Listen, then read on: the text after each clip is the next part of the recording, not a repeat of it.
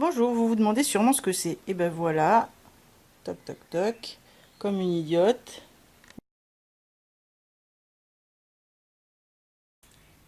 Rebonjour, pour réaliser cette carte, on va avoir besoin d'un papier pour faire notre fond de carte. Moi, j'ai tout simplement pris un papier A4 en semi-rigide. Celui-ci fait 200 grammes, il me semble. Ouais, c'est du Clairefontaine. Il est assez lisse.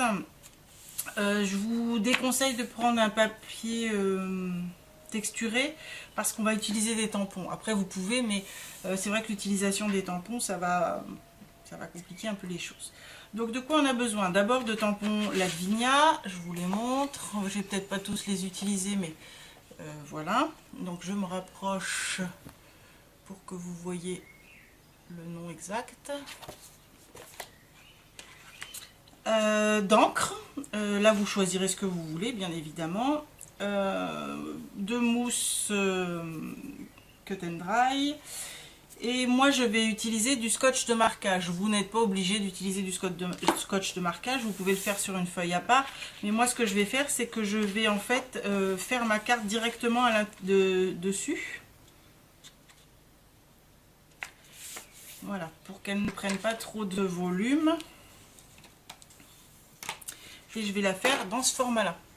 Donc je vais la laisser en format A4, pliée en deux. Donc je vais utiliser mon scotch de marquage pour faire mes bordures, de façon à ce que mon fond reste correct.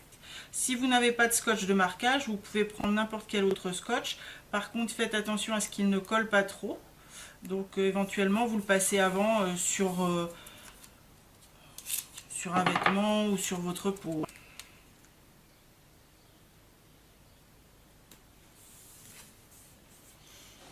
Alors, de quoi on va avoir besoin? On va avoir besoin d'un autre morceau de papier, et dans ce morceau de papier, on va déchirer comme si on faisait des montagnes. En tout cas, on ne veut pas que ce soit droit.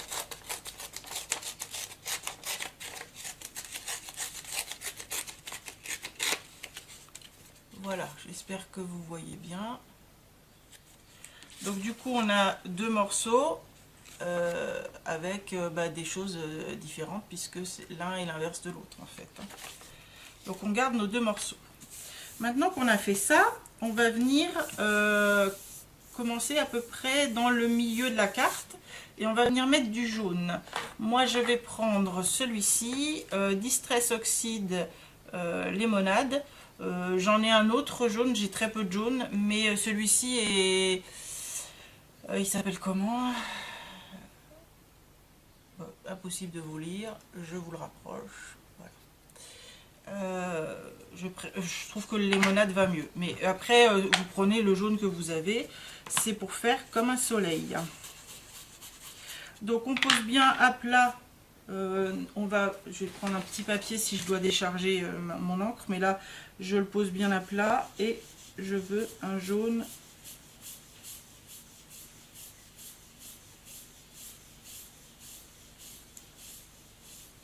Donc je pense que vous vous rappelez, c'est ce que j'avais fait en carte version scrap. Donc je vais vous faire à peu près le même genre. Maintenant qu'on a fait ça, on va prendre du rose. Là pour le rose, j'ai pris celui-ci qui s'appelle Corail.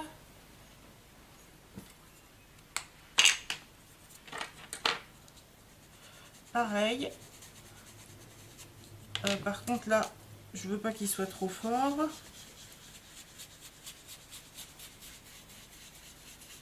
Et on va bien l'estomper, mais vous inquiétez pas s'il y a des traces, on va les cacher. Hein, entre guillemets.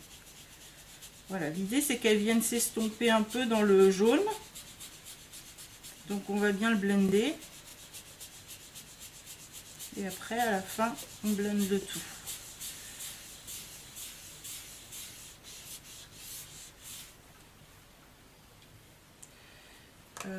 J'aime pas trop le fait qu'il y ait ici qu'on voit les ronds, donc je vais en rajouter un tout petit peu.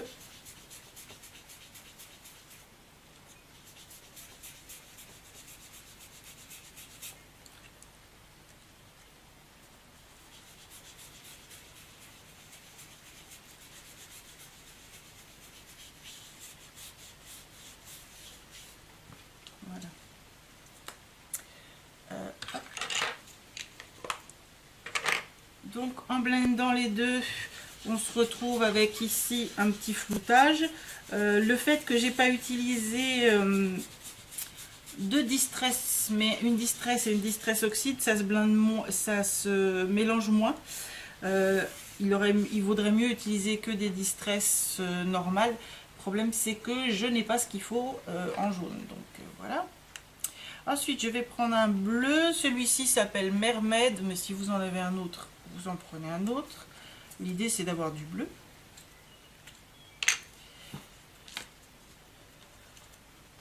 Et là, avec le bleu, je vais partir du bord et je vais revenir vers l'intérieur. Donc du coup,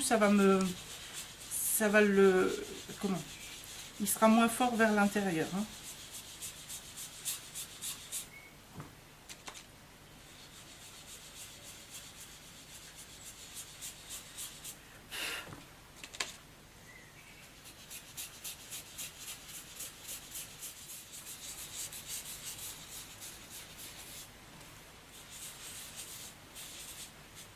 Voilà.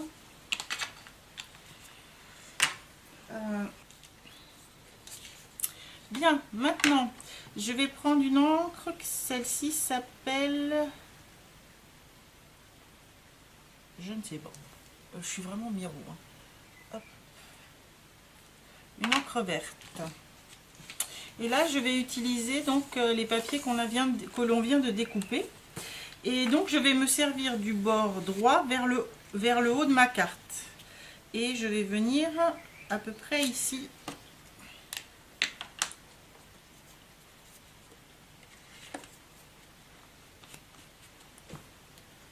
Et là,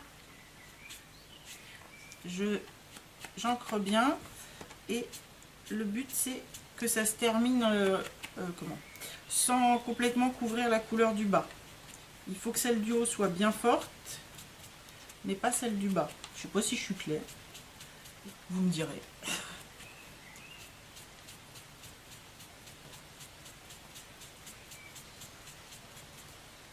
Et on obtient ceci. Après, on va décaler un tout petit peu notre papier.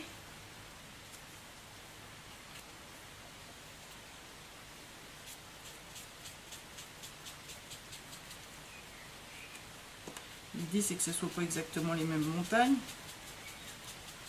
ou les mêmes collines en fonction de ce que vous avez fait. Voilà. Là, je vais prendre l'autre pour changer un petit peu.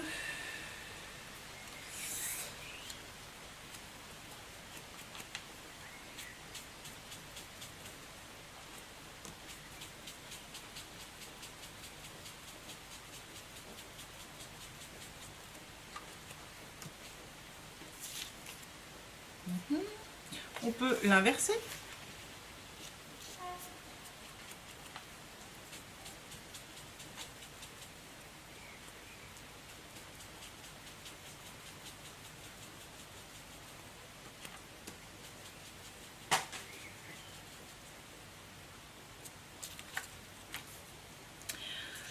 Tout en bas, je vais l'inverser et là je voudrais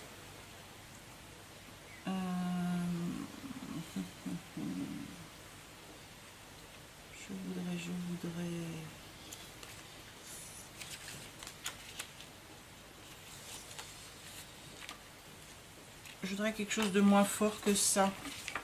Je vais en refaire un là.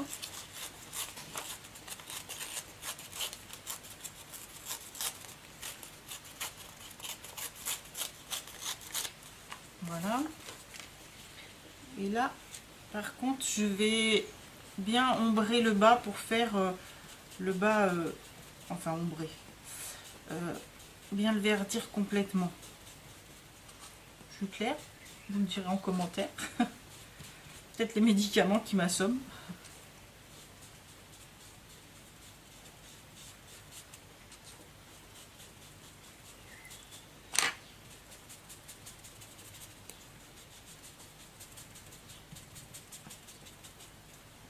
Voilà, donc là le bas est un peu plus foncé.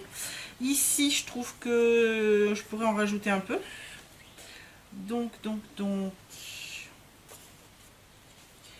je vais en rajouter. Et là, je vais pas tout mettre, je vais faire juste comme ça, en biais. On peut jouer un peu avec les effets que l'on veut.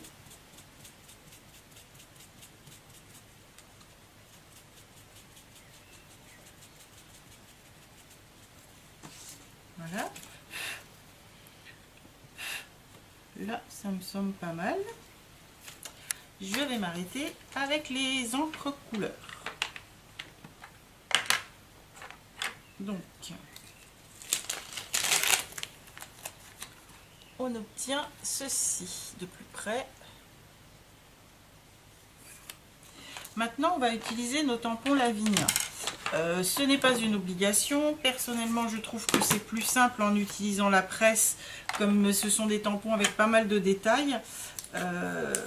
Alors, je ne le fais pas avec les aimants parce que je trouve que les aimants, ça a tendance à sauter. Moi, j'utilise du scotch de masquage ou, comme vous venez de le voir, du masking tape. Donc, je vais le mettre...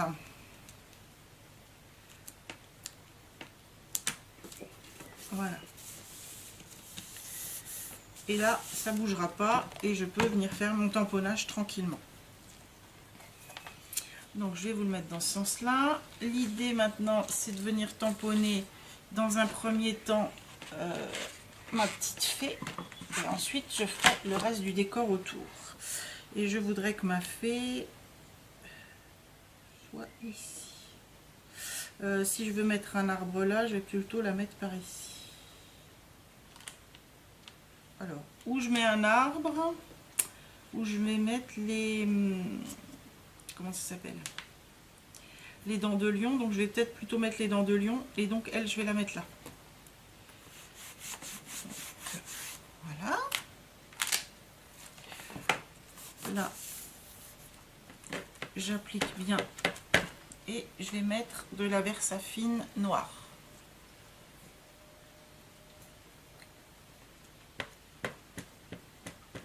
Alors, les tampons Lavinia sont super bien, sauf que comme je m'en sers avec la Versafine, même en les nettoyant, ils restent tachés.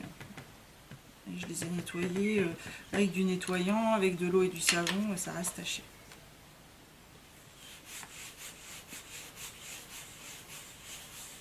Donc, on applique bien. Et vous voyez, il y a des zones qui ne sont pas totalement noires, donc on va réancrer jusqu'à ce qu'on obtient ce que l'on veut.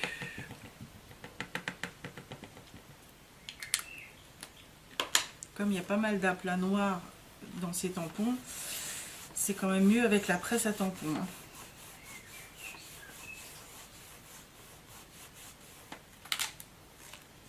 Voilà, vous voyez que là sur le corps, il reste encore une petite zone. Et ici, j'ai fait une cochonnerie. Bon.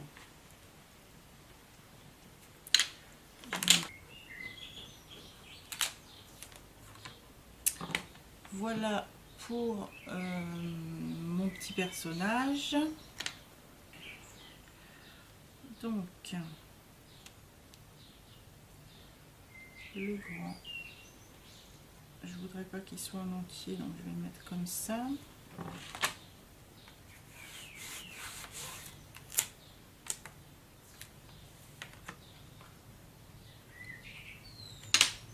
Et on recommence. Vous voyez, je vous avais dit que j'allais vous saouler. Je vais peut-être vous finir en musique le tamponnage et puis on se retrouve après. À tout de suite.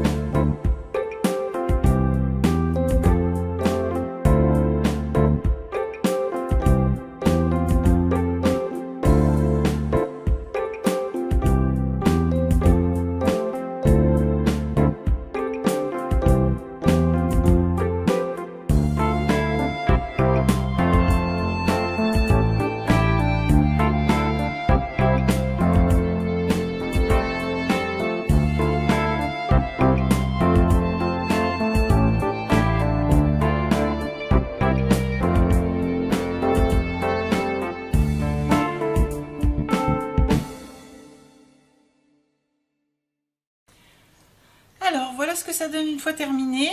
Donc j'ai rajouté, je vous ai montré du glitter glue de chez Stamperia. Donc il y en a plusieurs sortes, hein. Moi j'ai mis celui-ci. J'en ai d'autres, mais celui-ci noir, un peu brillant, celui-ci argent et celui-ci doré, mais je préférais mettre celui qui était très clair, de façon à rehausser les couleurs. Donc voilà ce que ça donne une fois terminé. Donc vous voyez, j'ai retiré le scotch de marquage, et voilà ce que ça donne. Et du coup, il n'y a pas d'épaisseur. Voilà, bah écoutez, j'espère que ça vous aura plu et je vous dis à bientôt. Au revoir.